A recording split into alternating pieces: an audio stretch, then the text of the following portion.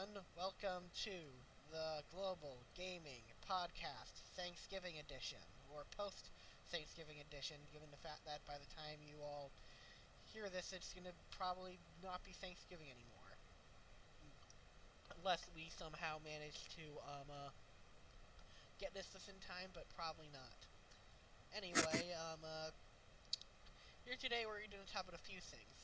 Before we start, I would like to actually say an apology. You're probably wondering for what. Well, the apology is basically, I feel like for the Stan Lee, my apology is for how I personally handled Stan Lee's scenario.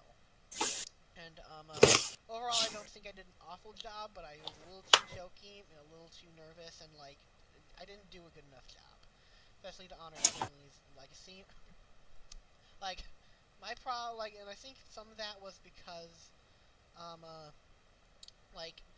despite me being decently knowledgeable about comics, I've not read that many regular American comic books. I read a bunch of, Japanese manga, but I haven't read that many, American comic books. I read a couple, but not that many.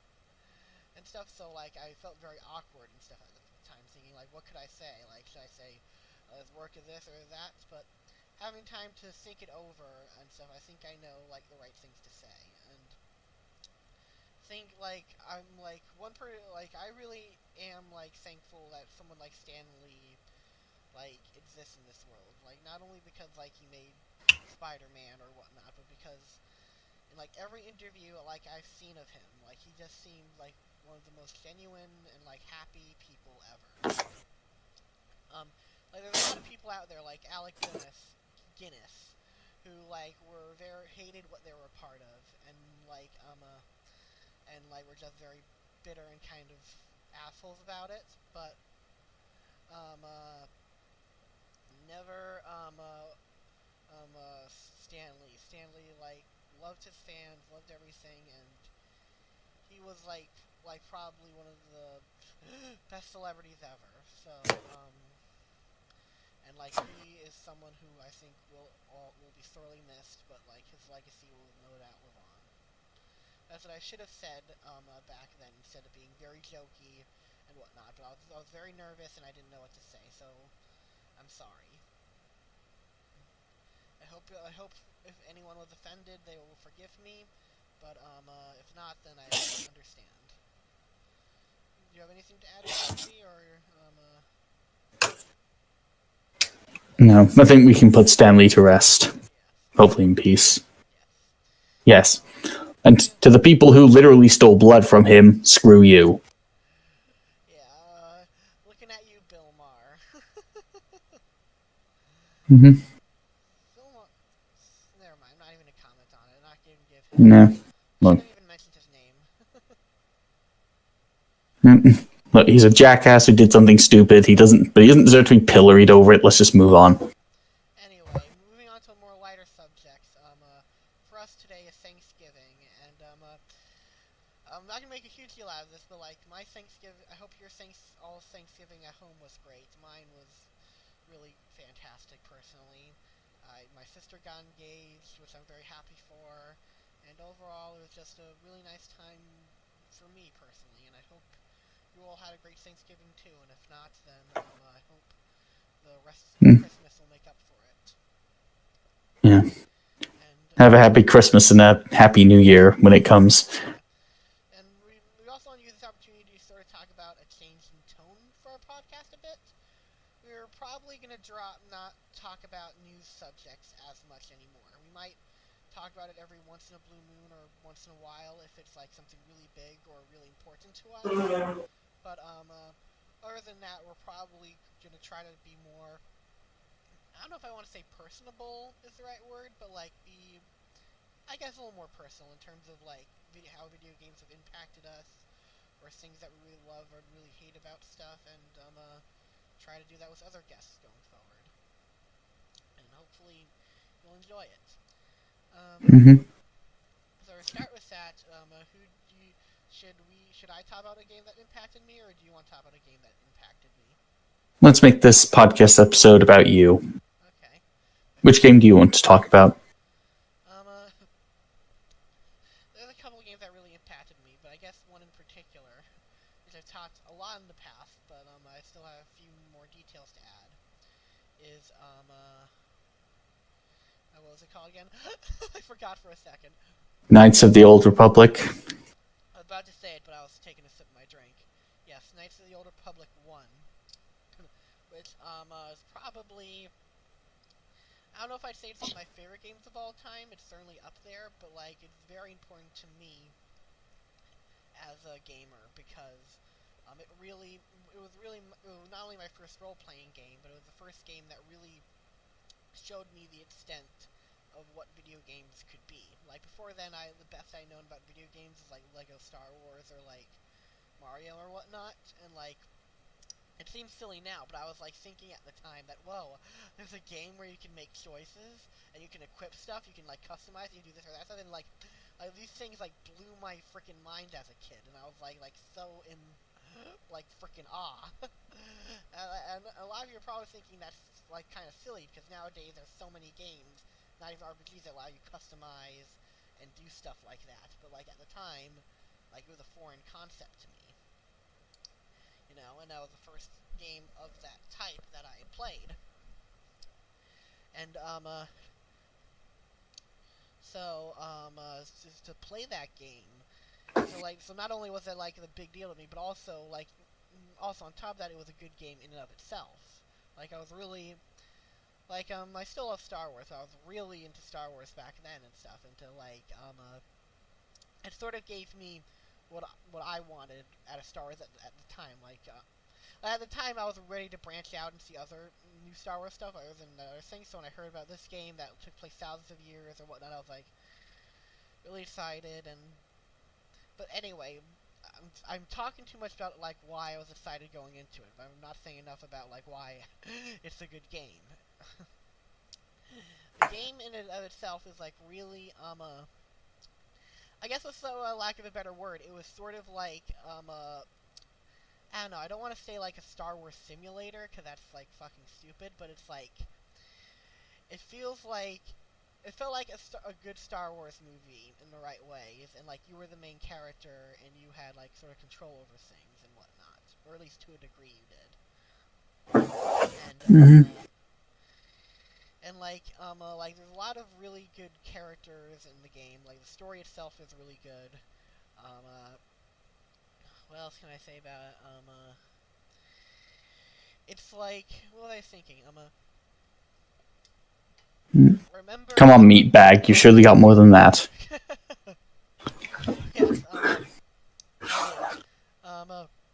I think one moment that really impacted me, or I thought was like kind of cool and stuff in retrospect of the game, was when Terrace was destroyed and stuff. Because I remember thinking, like, being somewhat I remember like being really not only really surprised by that, but like thinking like, oh my god, like this, like I can't remember what character it was.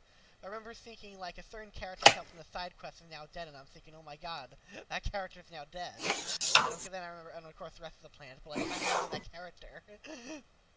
And like it really hit home to me that like, I mean,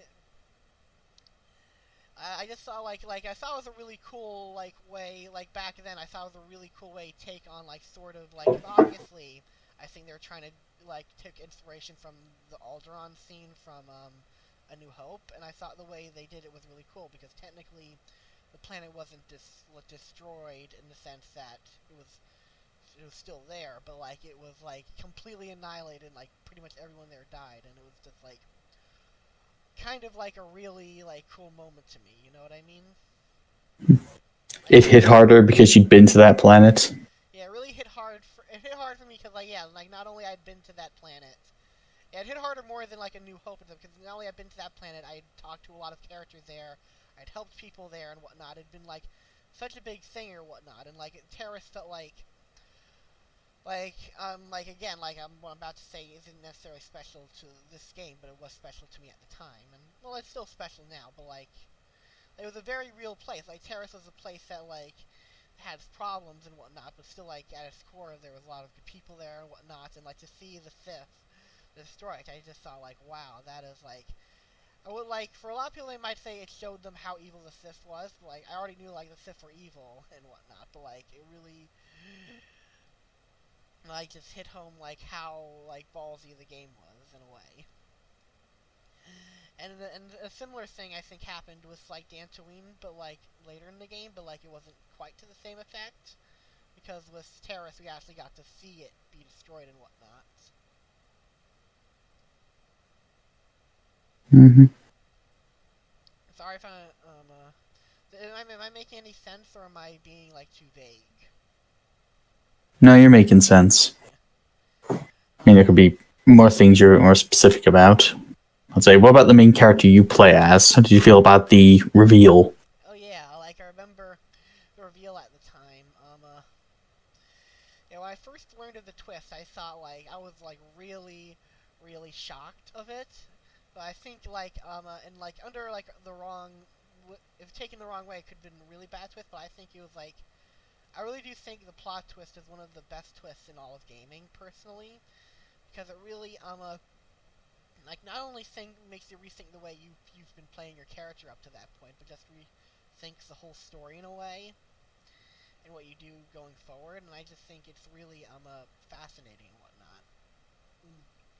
Oh yeah, I also liked one I liked some it wasn't like, this is mostly a small thing, but like if you go to Korriban before like the big twist is revealed and Dantooine is destroyed and turn a certain character to the light side, that character will actually appear, and I always thought like that was really awesome. Mm.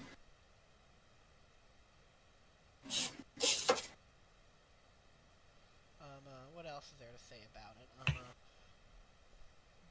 I think overall it was just a really fun game. Introduced me to RPGs in general, and maintains a mostly very good game today. I don't, like, some things about it like like some things about it were definitely done better in other places. Like there are some problems with the game that I have with it. I felt like sometimes the morality choices were just like weren't always were like, I don't know. This isn't really a fault of the game. It's just a fault of me nowadays, where I like complex choices or whatnot, and versus like choices where it's just like be an asshole or be Jesus. And there are and there are a lot of choices in the game. There are some great choices in the game, but most of the choices in the game come down to, do you want to be Jesus incarnate or like Satan incarnate? Mm-hmm. But yeah, oh yeah, I also really love the take, like the way, like back then, especially when you Star Wars, I really loved their take on how they handled certain things like the Sand People and learning about their culture and just a whole lot of really cool things. Yeah. It's just a really good game, and the only problem with the game, this isn't the game's fault, but like it kind of turned me off PC gaming for a while, because in order to get it to play back then on my stupid computer, it was like kind of a bitch to do, and I had to use several discs, and it was a bit annoying. And in retrospect, that it was obviously my fault, not the computer's fault. But like gave me the impression that, oh, PC gaming is hard, so I went on to console gaming for a bit. So I don't know whose fault that is. I guess it was probably my fault because I was being a dumbass back then. But hey, live and let live, right? Mm-hmm. Um. Anyway, trying to think. Oh yeah, and I also really thought Knights of the Old Republic 2 was really good, but like it's much better with the restored content mod. I was very divisive about the game back in the day. For several reasons and whatnot. Some of them valid, some not. But I think overall it definitely holds up and is really good. Mm-hmm. So back when BioWare was good. Mm. Query, what exactly did you find good about KOTOR 2? uh, there's a lot of things I found sort of there's a lot of things I liked about KOTOR too. one thing, this is a small thing, but one thing I really liked even back then was like there's a point at the very end of the game. There's a point where a character says something like, "What did you like? Did you expect some sort of grand reveal or something?" And like, no, there's just you or whatnot. I thought like that was a good I don't know if I want to say subversion of expectations, but I thought like that was like I really like that because like I felt like that was sort of response directly to people like me who are wondering, are they gonna do another twist to try to top the last one, or are they just gonna play it straight or whatnot?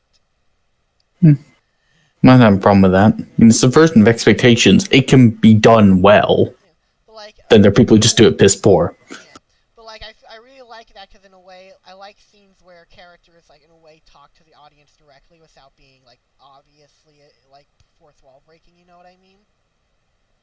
Because obviously that moment where that character is like what did you think would happen? Like some grand twist or some they didn't say grand twist, but like they said grand surprise or something, and they said like no, it's only like you and whatnot. Mm-hmm. So it was obviously the writers talking to the audience, you know. Yeah, I mean that can certainly be done well. And overall, like it was definitely a much darker turn and a little more of a bleaker tone than the first game. And and I think in a way it serves as sort of a good critique of certain conventions in Star Wars. Obviously, much better than Last Jedi. And I feel like the game definitely had a lot to critique about Star Wars. It obviously very much loves Star Wars and the lore and whatnot. Like, Mm-hmm. the main writer, Chris Avellone, himself has openly admitted that he sort of made the character Kreia, who I can talk about because everyone knows about this. Like, the character, they made character Kreia when he made the character Kreia, he wrote her as a way to sort of voice a lot of problems he always had with the Star Wars universe, but like to vocalize them in a way. But like it's Mm-hmm. interesting, like despite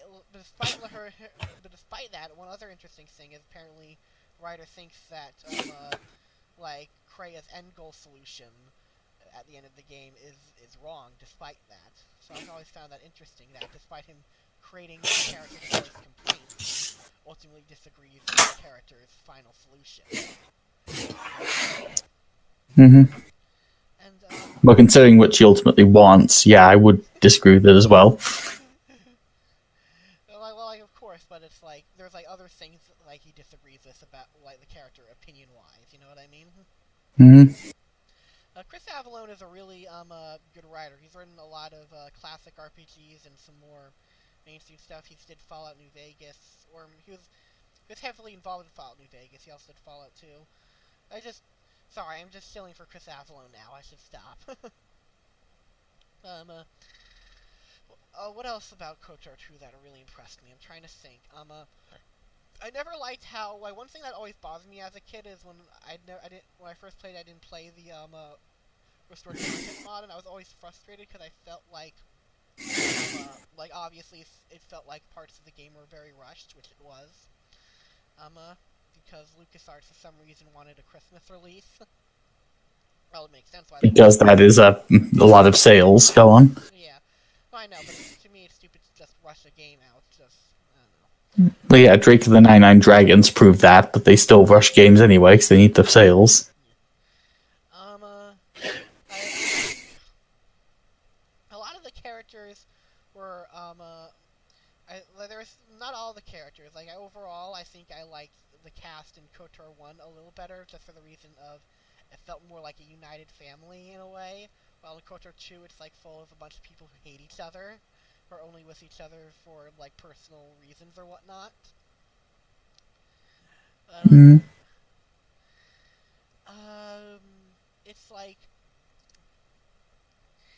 But it's like there are some certain characters I feel like were like better than others. Like one character I really loved back in the day, and especially now, was Darth Nihilus, because Oh, yeah.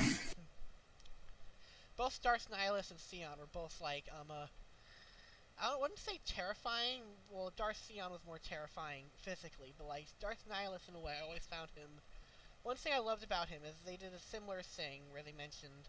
Wait, let me take a sip. Sorry. Where they mentioned that he pretty much because of him like pretty much destroyed a planet. What was it called again? I remember the species name, the Miraluka, but I can't remember. Qatar. It was called Qatar. Couldn't remember the name for a moment there. But they talk about like pretty much Qatar was sort of destroyed in a way, and what I really love about it, most of the time it's better to show and not tell, but I feel like with some telling what happened with Qatar, like the way they described it, how it's like, I can't remember the exact way they described it, how like, I think if I remember correctly, they said sort of like how the planet is now a lifeless shell and whatnot, to what it once was, and it was like, he calls that, it always like, in a way, creeped me out, or not, maybe not creeped me out, but always like, interested me that there was this character that could could suck the life out of something, and it really made me like see him as a villain in a way, more than just like Malik or any other like villain I'd seen before in Star Wars. Like this is someone who is really like the representation of evil in a way. You know what I mean? Yeah. And just how much it can twist you. Yeah. I always found that like that's the biggest thing. I always found it creepy like to hear about like what he did to Qatar in a way, and the descriptions in the game just made it sound like he sucked the life out of the whole planet, and the idea that he could do that to a whole planet, it was like really terrifying in a way. It made me even more want to stop him because he's the bad guy of the game. And the whole segment near the end of the game, like where you're on his ship and it's like a decayed ship that somehow, it really did feel like a zombie ship in a way, for lack of a better word. Because of like it was literally a destroyed ship that he somehow got working through the Force and whatnot.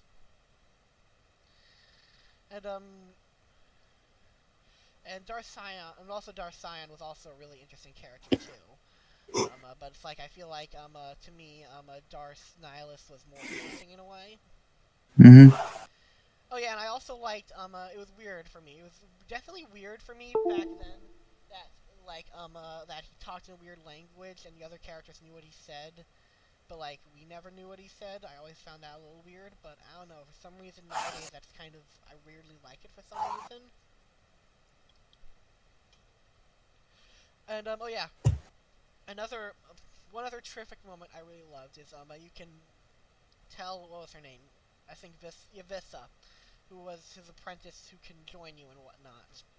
That to take off his mask and give it to you, and you don't actually see what he looks like, but Vissa does.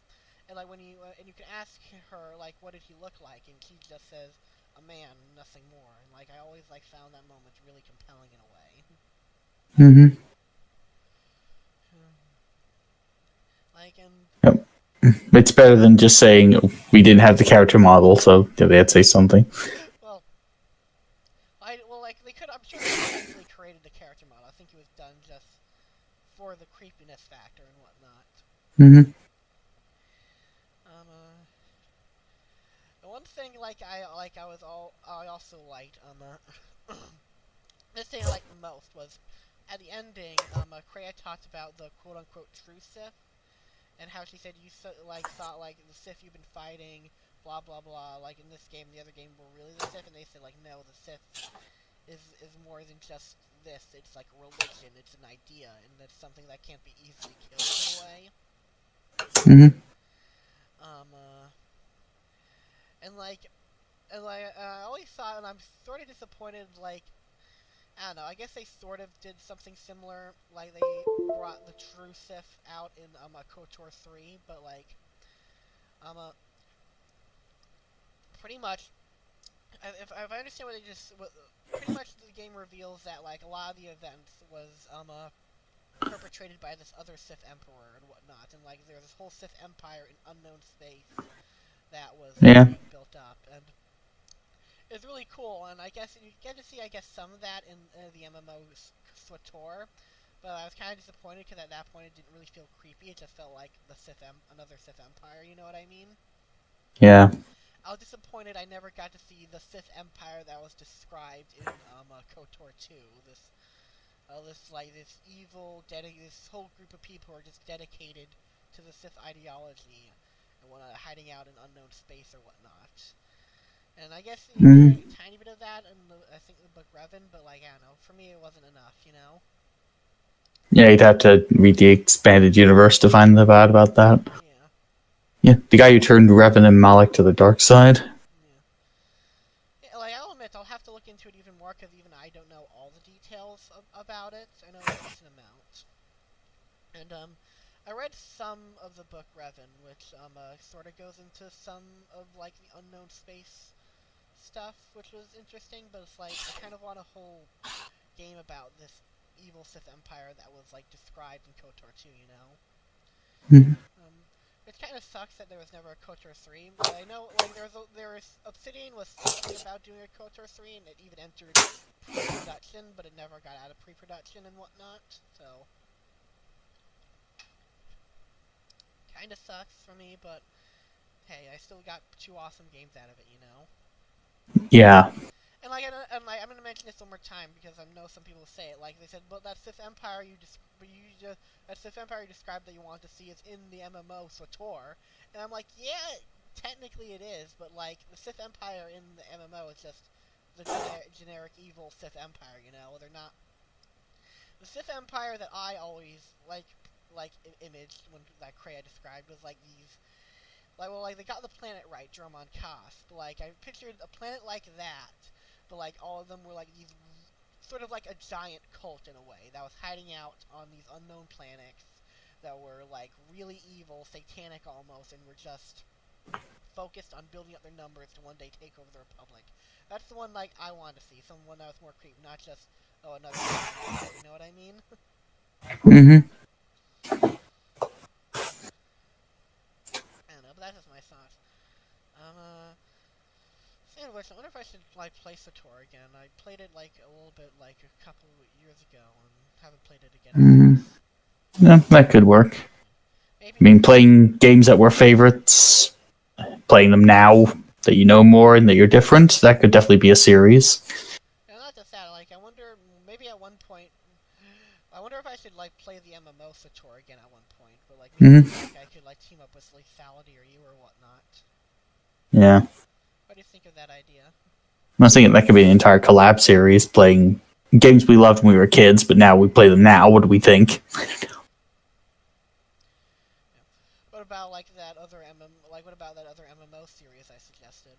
Because like technically SWTOR is different from KOTOR. Okay. I don't know, it's an idea.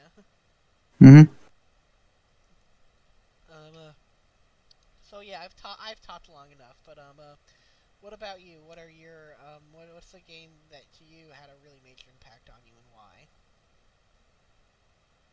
and why? There's quite a few, but I suppose The Last of Us, it's some surprise, that would definitely be one. And why do you think it had an impact on you, per se? I'd say for its time, it definitely pushed the boundaries of what a video game story could be. It definitely pushed its boundaries. Well, I don't know. Yeah, especially with such a generic story. Because when I saw the premise, it's basically zombie apocalypse. I was like, I know where this is going. They're going to introduce the main characters. They're going to burn all their stuff in the first 5 minutes to try to make you feel sorry for them. And it did do that.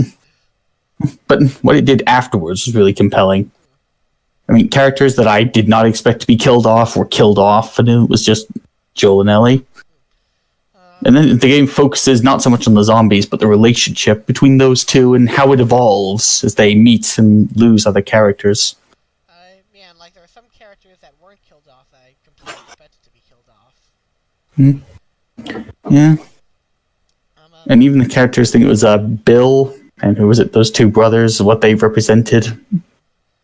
I also, one little detail I liked in The Last of Us, I think, was that, like, I think the government was technically still around, but they were, like, not Orwellian, but, like, very super controlling in a way.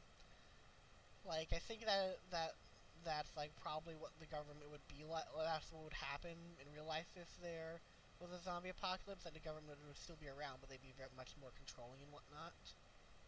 Yeah, and where the government isn't, people would make their own societies. Yeah. And it would be mainly humans attacking each other rather than zombies. Yeah. Which I enjoy. Yeah. It was definitely a very well-made game and stuff, and it's easy to make jokes about it now, especially, like, it doesn't even make jokes about it just because, like, of, like, how some people don't shut up about it, but, like, I do agree with you, it's definitely a very well-made, pretty good game. Mm. Yeah. Anything Especially now that I understand more of what each character meant. Yeah. Well, can you explain to me what certain characters meant? Because that I might be confused about. Well, there was a character, Bill, you remember him? Yeah. Well, for him, he's all about the danger of isolating yourself. Yeah, I see. Yeah, that makes sense. Yeah. You see, after they meet Bill, and then finally they leave him, Joel is a bit more open to Ellie afterwards. Yeah, you see, that's what happens if you push people away. He's a lonely, depressed guy who talks to himself. And he's going a bit insane. He's also gay. Yeah, but who cares about that? No, I'm just like, I was gonna just do a shitty joke where I'm like, really, that's how you portray people, but like gay people. But then I realized that would have been a shitty joke, so I decided to abandon it. Well, I'll say it wouldn't really have mattered. I mean, the guy could have been straight, and the story could have been most of the same. The fact he's gay is like this after joke. Yeah, it's just like an afterthought, like last second, where they're like this. It's pretty much just revealed as this guy he was sort of close with is like a dick and whatnot, and he kind of cared about, and he's like, oh, fuck you then. Yeah, but I actually do like how they portrayed that one, though. Yeah, I really it's like, yeah, oh yeah, this character's gay, but that's not the main thing about him. Yeah. That was good. I like that. I really liked how in the game, like, you can give him the last letter his partner left, and like he's just like, well, fuck you then, to the person, you know. And it's like, well, then fuck you too, Frank. Yeah, that was and with that, he decides he's better off alone, and that's the final warning to Joel. One thing I kind of liked about The Last of Us in the way it was designed, in a way, is even though it was overall linear, it felt open in a way that was like sort of compelling in a way where it's like, it made me want to explore in a good way, because there was a lot of little story moments can happen when you explore, or little things. And like the primary moment I'm thinking of is I think it's right after you escape this, like, it's when you're with these two other guys, I forget their names at the moment, and you just escaped this settlement that was infested with zombies, and there's this brief joke where there's a sign on the store that says "Don't go in," and it's where they last come out. And and there was this one point where like where like they sort of shoot darts and whatnot, and I really liked that in a way, because like first it only happened because I went into a certain room, and it's just like I really like little details that will sort of flesh out the characters or like the world a little bit, but like are easily missable in a way, because it really like encourages me to explore other places and whatnot in the game, you know? Yeah. Sorry if I'm stealing your thunder. I hope I'm not doing that. I don't know. I mean, the two brothers I liked a lot more as well, in retrospect. Yeah, especially the really tragic ending they have and what they represent. I also really just like how there's a bunch of like little things that can happen, like where you explore, there's this line of dialogue or there's that thing or whatnot, and like I really like that when like people design games that sort of way, where they design it with the idea that some people might miss this, but some people will like go here, so let's put something here for those who do, you know what I mean? Yeah. Like, I love games, like, if you didn't get this impression from me yet, I'll say it now, like, I love games that reward exploration and whatnot, beyond just like, oh, here's this little item here, there, or two, or whatnot. Are there any other games that you think have really inspired you that you really would like to talk about? Well, I was going to talk about The Last of Us a bit more, but if you want, I could. No, let's talk about that Last of Us a bit more. What else do you want to say about it? Well, I mean, with the two brothers, and think how the younger one ends up getting bitten and turning into a zombie and then gets killed. And then, I'd say that more represents the danger of coddling the person you're with too much. Did it represent that? Because that's something I have to question, because wasn't he hard hard on his brother a lot. Like, I remember him saying, don't take this toy or whatnot because it's heavy, and he taught him how to shoot. Yeah, and completely rules the guy's life. What do you mean? Oh, I see. I see what you're saying.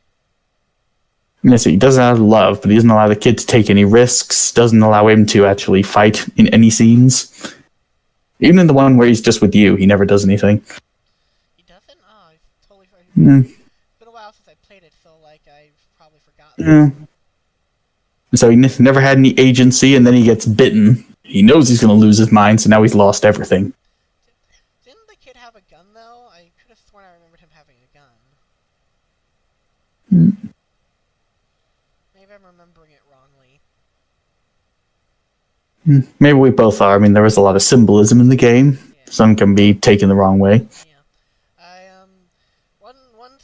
One thing that was sort of a theme that I think the director himself was talking about in some interview was I think there's sort of a theme. I don't know what this means exactly, but like I know the director talked about it where like I think there's a theme of like dreaming or waking up in the game. Or at least it was a motif because like there's a lot of times where like Joel wakes up or something and like a new scene happens and whatnot. The primary one I can think of is after his time skip early in the game, and at least a few other moments that I can't think of at the moment.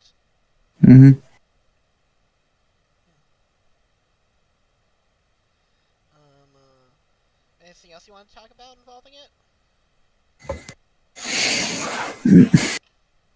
Well, not sure if I could spoil it. The game's been out this long, so it's like I don't care. The best part I would say is soon after winter, when you pretty much know how the game's going to end, but you're really interested in how it's going to get there anyway.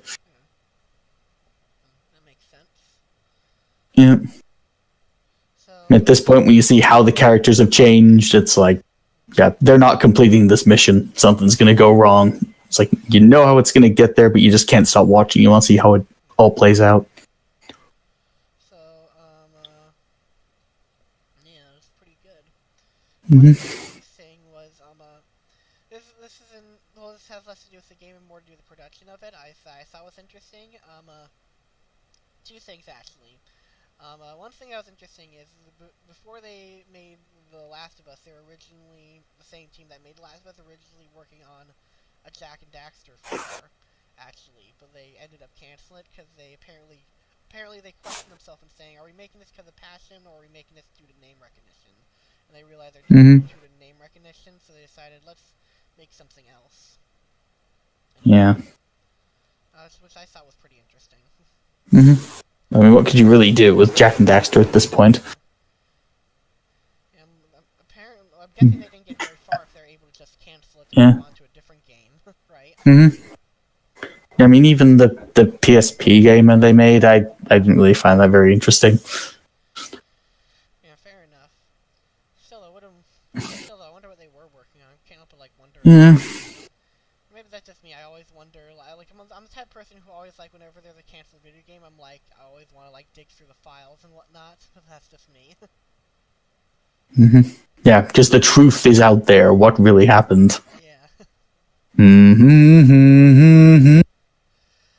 I can't resist.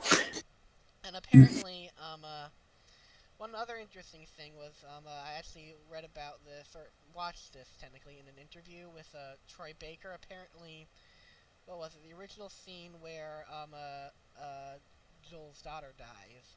Apparently, like, the original scene when it was recorded was, Troy Baker was a lot more, emotional in the scene.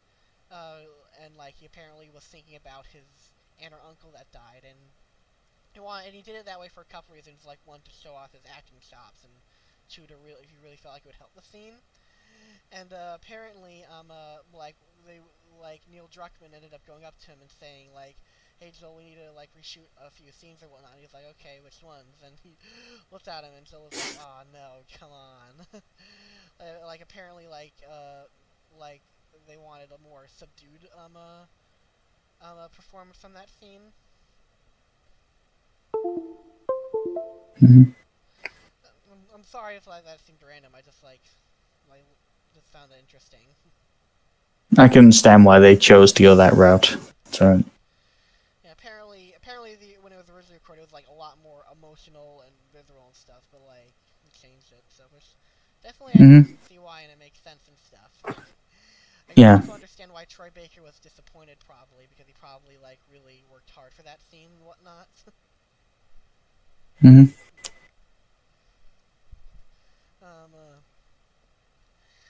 Anyway, like, do you want to talk about another game that inspired you, since I talked about two?